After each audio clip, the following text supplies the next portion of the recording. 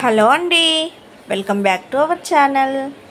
ఈరోజు రెసిపీ వచ్చేసి గోంగూర పచ్చడి. ఓసారి ఇలా చేసి చూడండి, అన్నంలోకి అదిరిపోయే రుచితో గోంగూర పచ్చడి ఇలా చేయండి. ముందుగాల స్టవ్ వెలిగించుకోవాలండి. ప్యాన్ పెట్టుకొని 1 టేబుల్ స్పూన్ నూనె పోసుకోవాలి.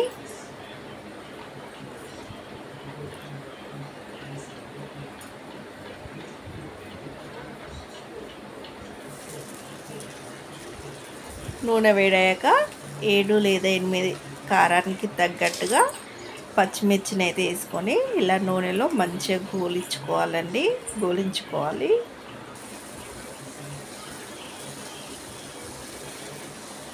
ఇలా నూనెలో ఫ్రై అయ్యాక పచ్చిమిర్చిని ఒక ప్లేట్లోకి అయితే తీసుకోవాలి.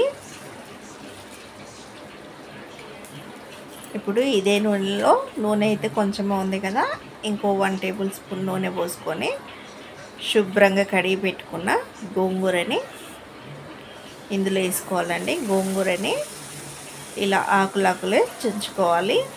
ఆకులు తెంచుకొని ఇంకా ఇలా నూనెలో వేసుకొని మంచిగా ఫ్రై చేసుకోవాలి.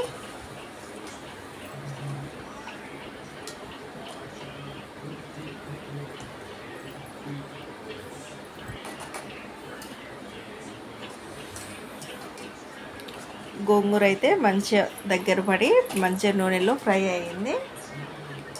ఇలా మంచిగా ఫ్రై అయ్యాక ఇంకా స్టవ్ అయితే ఆఫ్ చేసుకోవాలి. స్టవ్ ఆఫ్ చేసుకొని గోంగూరను చల్లారబెట్టుకోవాలి.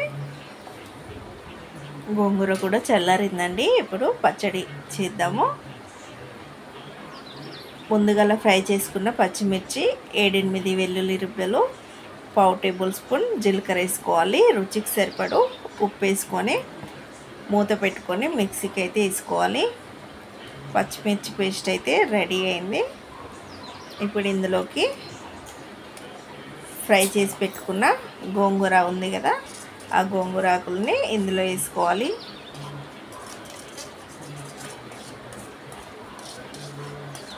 ఇందులోకి వేసుకొని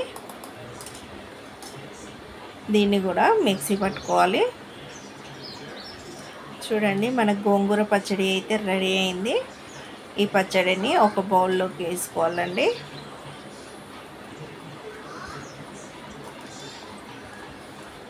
ఇలా ఒక గిన్నెలోకి వేసుకున్నాక ఇప్పుడు మనము గోంగూర పచ్చడి కోసం అయితే పోపు అయితే రెడీ చేసుకుందాం. స్టవ్ వెలిగించుకొని ఒక ప్యాన్ పెట్టుకోవాలి.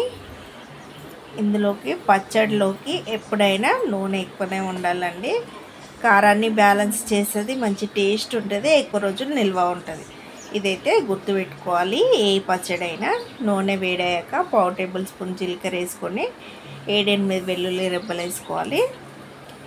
3 ఎండుమిరపకాయలని ఇలా చించి వేసుకోవాలి. మీకు ఇంకా శనగపప్పు, మినపప్పు కావాలనుకుంటే ఆ పప్పులు కూడా వేసుకోవచ్చు. ఇలా కొంచెం కలర్ చేంజ్ అయినాక వెల్లుల్లి రెబ్బలు, 2 రెమ్మలు కరివేపాకు వేసుకోవాలి. చిటికెడంత పప్పు వేసుకొని స్టవ్ ఆఫ్ చేసుకోవాలి. పోపుని ఒకసారి కలుపుకొని ఈ పోపు తీసుకొచ్చి మనం ముందుగా రెడీ చేసి పెట్టుకున్నాం కదా యమ్మీ గోంగూర పచ్చడిలో ఈ పోపు వేసి కలుపుకోవాలండి. చూడండి, గోంగూర పచ్చడి అయితే రెడీ అయింది.